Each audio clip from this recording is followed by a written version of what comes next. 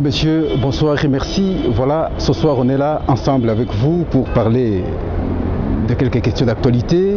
Une semaine, 3 questions. Aujourd'hui, nous avons fait le choix sur 3 thèmes. Le premier, c'est rapport avec la guerre de l'Est. Le deuxième, c'est rapport avec la manière dont les séances ont été déroulées à l'Assemblée nationale pendant quelques mois. Et enfin, nous parlerons également de l'opposition. À quand le porte-parole de l'opposition? Voilà les 3 thèmes choisis ce soir. Avec qui? Certainement, c'est la question que vous vous posez. Le choix est tombé ce soir pour la toute première fois sur un député national, membre de l'opposition politique, une figure de proue. Il s'agit de l'honorable José Makila.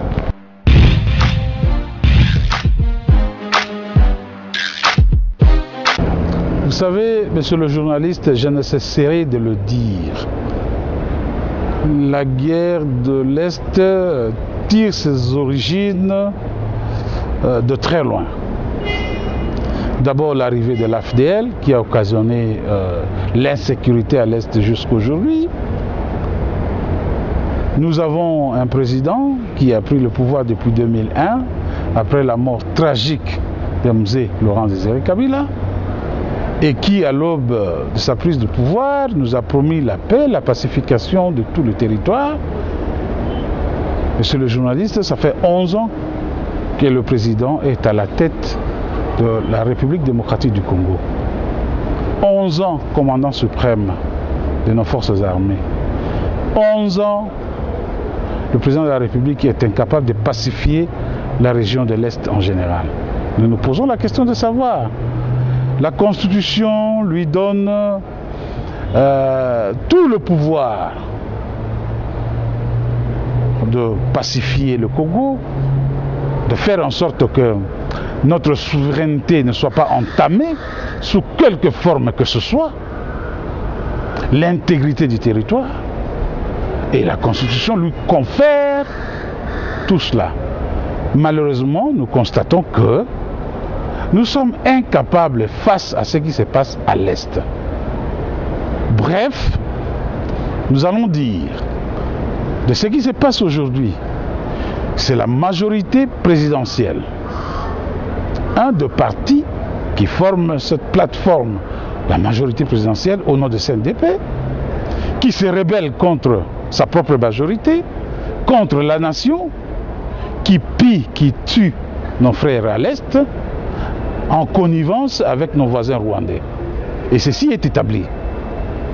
Maintenant qu'il y a un semblant d'accord, tout ce que nous voulons, lire exactement ce que comporte cet accord.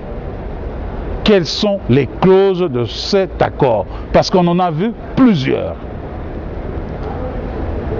C'est la énième fois qu'on nous apporte un accord. Ok, on l'accepte parce que nous sommes partisans de la paix. Nous voulons impérativement qu'il y ait la paix sur toute l'étendue de la République démocratique du Congo. Nous voulons aussi que nous soyons en paix vis-à-vis de nos voisins qui nous entourent. Mais cette fois-ci, nous voulons qu'on nous amène les textes de cet accord. Nous, au niveau de la République démocratique du Congo, nous avons aussi le moyen de surveiller qui va violer cet accord. Si c'est notre gouvernement qui viole l'accord, on le lui dira en toute sincérité. Si c'est l'autre côté avec lequel nous avons signé l'accord qui viole, comme le présente notre gouvernement, nous le constaterons et à ce moment-là, nous ferons front commun. Mais si la faute revient à nous, je ne dis pas que c'est de notre faute qu'il y a violation d'accord. Je le dis que cette fois-ci, qu'on mette l'accord en temps opportun à la disposition de tous les Congolais. C'est notre droit le plus légitime de savoir ce qu'a signé, ce qu'a fait, ce qu'a posé comme acte politique par le président de la République, garant de notre intégrité territoriale. Je ne peux qu'être d'accord avec cela parce que, vous savez, c'est très souvent, ce n'est pas moi qui ai violé l'accord, c'est l'autre, ainsi de suite. Qu'on nous mette cette force rapidement sous pied. Ce qui est important et primordial pour moi en tant que républicain et député national, c'est que mes frères et mes sœurs de Sud et Nord Kivu soient en sécurité. C'est le plus important. Le reste, on pourra arranger plus tard. Mais avant cet accord, il faut que les éléments étrangers puissent se retirer s'ils sont là de notre territoire. Ça c'est clair et c'est non négociable. Il faudra que ces éléments-là, s'il y en a, les étrangers, dans les éléments M23 qui sont des Congolais, entre guillemets, s'il y a des éléments étrangers qui se retirent de notre territoire, sans aucune discussion quelconque, sans aucune négociation. D'ailleurs, les confessions religieuses l'ont aussi exprimé et très clairement. Moi, je dis tout simplement que je suis d'accord avec cet accord, je suis d'accord qu'une force neutre vienne rester, garder notre territoire, notre frontière commune, pour qu'on sache qui, au fait, réellement, viole les accords, parce qu'il y en a 100 000 accords qui ont été signés depuis tout ce temps à l'Est.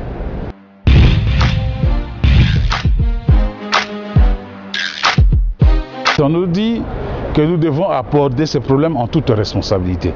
Je ne sais pas ce que cela veut dire en toute responsabilité. C'est que priver le peuple de l'information, si effectivement nous représentons ce peuple-là, si nous sommes les envoyés de ce peuple-là, pourquoi nous devons priver ce peuple de l'information? Parce que, à la fin des comptes, in fine, nous finirons à rendre compte à ce peuple-là. Vous pensez réellement qu'on peut comploter avec 500 personnes? Je ne pense pas. C'est complètement absurde. Deuxièmement, de la manière dont les débats se déroulent ou se dirigent au sein de l'Assemblée nationale, c'est regrettable. L'article 100 de la Constitution nous donne le droit de légiférer et de contrôler. On légifère, c'est quoi? C'est qu'on propose les lois et puis on vote les lois qui viennent du gouvernement et on contrôle. On contrôle quoi et qui? On contrôle l'exécutif, donc le gouvernement, et on contrôle aussi l'exécution de ces lois votées, s'il y a violation, oui ou non. Mais si nous-mêmes, nous commençons à violer la loi fondamentale qui s'appelle la Constitution, vous savez, moi je suis très jaloux, j'aime garder la Constitution parce que je fais partie de ceux-là qui ont battu campagne pour que la Constitution soit votée par la voie référendaire. J'ai été ministre des Travaux publics et en ce moment, on a demandé à chaque ministre de rentrer chez lui dans sa province d'origine pour battre campagne afin que cette constitution soit acceptée par tout le peuple congolais. Et j'ai fait partie de ceux-là, dans 1+4. Mais si aujourd'hui je constate que cette constitution est violée constamment, et surtout de la part de ceux-là qui sont appelés à légiférer, c'est plus grave. Partant, pire encore, un président de l'Assemblée nationale qui est censé garder jalousement ses prérogatives avec la Constitution, viole la Constitution. Et le cas précis, c'est l'article 116 de la Constitution qui dit quoi? Le président de l'Assemblée nationale, comme le Sénat, comme un tiers de l'Assemblée, peuvent convoquer l'Assemblée extraordinaire. Mais l'ordre du jour doit être déterminé. Et dès que l'ordre du jour déterminé est épuisé, on clôture la session extraordinaire. Mais dans le cas présent, nous avions sous examen la loi d'habilitation pour le gouvernement. En tout cas, ce point n'a pas été inscrit dans l'ordre du jour de la session extraordinaire. C'est une violation de la Constitution. Si bien, quand bien même que le président prenne une décision, mais il n'a pas ce droit, il viole. Qu'ils nous disent quel est cet article qui l'autorise, lui, à prendre une décision en ajoutant sur l'ordre du jour qui a été accepté des biens déterminés par la Constitution qu'il ajoute. Vous êtes toujours un peu frustré. Non, nous ne sommes pas frustrés, mais nous constatons et nous devons dénoncer avec toutes nos énergies la violation constante de la Constitution. Faite par qui? Par le président de l'Assemblée nationale. qui s'est dit président de l'Assemblée nationale et qui pense qu'il peut s'arroger le pouvoir de la violation de la Constitution. Et en sus de cela, nous demandons la parole par motion. Et c'est bien dit dans l'article 69 de notre règlement intérieur. Tout député a le droit de prendre la parole par motion. Le président nous le refuse. Il viole le règlement intérieur. Donc il se croit être un petit Dieu, là où il est. Il fait ce qu'il veut. Raison pour laquelle je dis que le débat ne peut pas bien se dérouler au niveau de l'Assemblée nationale parce que le président de l'Assemblée nationale, Aubin Minakou, viole constamment et à tout moment la Constitution. Et nous ne sommes pas d'accord avec lui. Nous ne sommes pas venus ici pour dire Alléluia, Amen à un président de l'Assemblée nationale. Nous sommes venus ici pour faire la volonté du Constituant, la volonté des gens qui nous ont envoyés et la volonté de la Res Publica.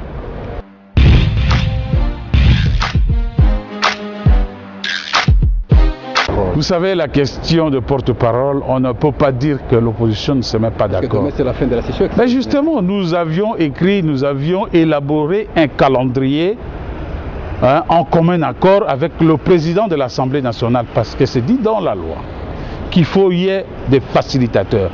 Il y a deux facilitateurs dans le cas espèce. C'est le bureau du Sénat et le bureau de l'Assemblée nationale. Nous, de l'opposition, du moins les groupes parlementaires de l'opposition, tous réunis, nous avions établi un calendrier transmis légalement par une lettre et avec accusé de réception au président de l'Assemblée nationale, en réservant copie au président du Sénat. Le président de l'Assemblée nationale nous a répondu qu'il était disposé et disponible.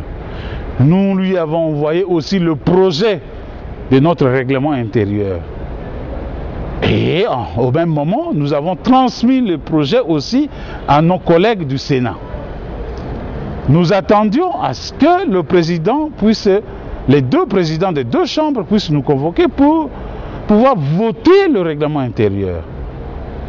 Vous l'avez vu à travers les médias que les présidents du groupe parlementaire de l'opposition sont allés voir le président du Sénat pour lui poser la question. Il y avait un calendrier élaboré où le président de l'Assemblée nationale l'avait accepté parce que nous avons sa lettre. Mais jusque-là, ce calendrier n'a pas été respecté. Qu'est-ce que nous faisons? Le président du Sénat nous avait rassuré qu'il verrait son collègue de l'Assemblée nationale afin que cela se fasse avant la fin de cette session extraordinaire. Nous avons écrit de nouveau, il y a de cela 48 heures, au président de l'Assemblée nationale, lui disant: dans 72 heures, la session extraordinaire prendra fin. Qu'est-ce qu'on fait? Aucune réponse. Nous avons compris en tant que politiques que nos amis de la majorité, comme d'habitude, ne veulent pas nous faciliter la tâche. Parce que dit la loi? La loi ne dit pas que les deux chambres, les deux présidents de ces deux chambres doivent être là impérativement pendant qu'il y ait consensus ou quoi. Non, s'il n'y a pas consensus, ils deviennent des facilitateurs. C'est ça la loi. On a l'impression que jusqu'à là, il n'y a mais pas de consensus. Devenir facilitateur, c'est qu'il y a un problème. Si on ne se met pas d'accord autour d'un consensus, on a besoin d'eux. On a besoin d'eux à deux niveaux. Qu'ils constatent que nous avons accepté notre règlement, nous avons voté article par article notre règlement intérieur. Ils ne nous facilitent pas la tâche. Au jour d'aujourd'hui, s'il n'y a pas consensus, si nous constatons au niveau de l'opposition qu'il n'y a pas consensus, que les facilitateurs soient là et que nous allons au vote. C'est plus facile. Parce que c'est eux qui vont constater qu'effectivement nous sommes allés au vote, parce que c'est une structure qui est reconnue par la loi. Et la loi nous le demande que ces facilitateurs doivent être là en cas de vote. Donc nous attendons jusqu'aujourd'hui. Nous pensons, parce qu'il nous reste encore 48 heures, nous sommes le 17 aujourd'hui, que d'ici le 19, le président de l'Assemblée nationale va revenir au bon sentiment, si bien que dire de lui démocrate, il est difficile pour moi, M. Makila, de le qualifier comme démocrate, mais nous pensons qu'au moins pour cette fois-ci, il pourra respecter la loi de la République. Honorable José Makila, Canal King vous dit merci d'avoir répondu à son invitation. C'est moi qui vous remercie et je dis tout simplement à notre peuple que si cette Assemblée nationale continue, que les débats continuent à être dirigés de la manière dont le fait l'actuel président, l'honorable Aubin Minaku, nous allons tout droit vers le mur. Et que vous n'attendiez rien de cette Assemblée nationale si Aubin Minaku, comme président de l'Assemblée, ne rectifie pas les tirs. C'est pas normal, je ne mets pas de l'eau dans ma bouche, ce que je vous dis est vrai.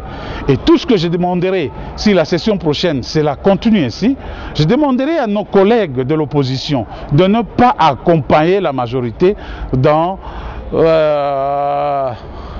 son calcul que le peuple congolais ne sait pas. Parce qu'il y a anguille sous roche. Voir de la manière dont le débat est dirigé, voir de la manière dont la Constitution est violée constamment au niveau de notre chambre basse, je doute fort que nous puissions atteindre l'objectif qu'attend notre peuple. Merci. Là, vous aviez suivi le point de vue de votre invité, José Makila, député national du côté de l'opposition. Il n'a pas tergiversé. 3 points ont été abordés. Le premier, c'est un rapport avec la situation de l'Est. Deuxième, c'est un rapport avec le fonctionnement du Parlement, l'Assemblée nationale très précisément. Et enfin, on a parlé un peu de l'organisation du côté de l'opposition pour sortir le porte-parole. Alors, les points de vue ont été donnés. Alors, nous vous remercions. Merci. Au revoir.